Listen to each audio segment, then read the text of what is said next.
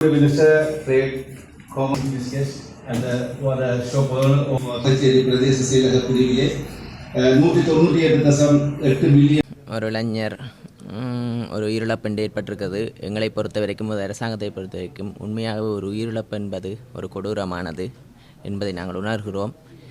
எமது அரசாங்கத்தை பொறுத்த வரைக்கும் சட்டம் என்பது எல்லோருக்கும் சமன்.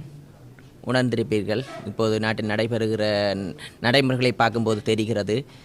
நாங்கள் இராணுவத்தினரையும் கைது செய்திருக்கிறோம். அது சம்மந்தப்பட்டது எமக்கு தெரியப்படுத்தப்பட்டது. அந்த இராணுவ முகாம் அகற்றப்படும் போது இவ்வாறான ஒரு அசம்பாவிதம் ஒன்று நடைபெற்றிருக்கிறது. மனவருத்தத்துக்குரியது. அந்த குடும்ப உறவினர்களுடன் நாங்கள் கதைத்திருக்கின்றோம். உண்மையாகவே அவர்கள் எவ்வளவு வேதனையில் இருப்பார்கள் என்றது.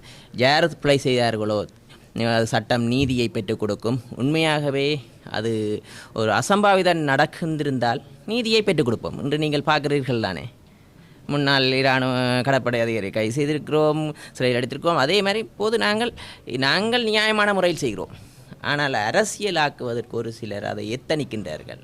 இந்த அரசாங்கத்தை பொறுத்த வரைக்கும் நாங்கள் கூட பிழை செய்திருந்தால் தண்டனை உறுதி.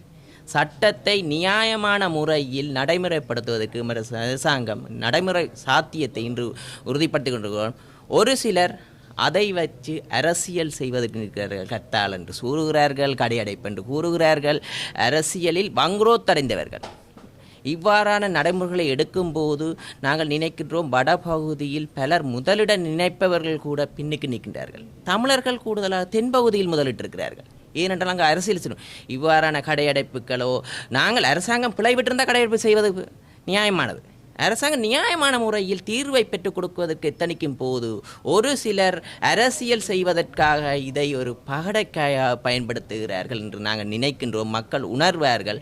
நாங்கள் அதற்கான நீதியை பெற்றுக் கொடுப்பதற்கு அரசாங்கம் என்ற வகையில் பூரணமான ஒத்துழைப்பை மக்களுக்கு வழங்குவோம்.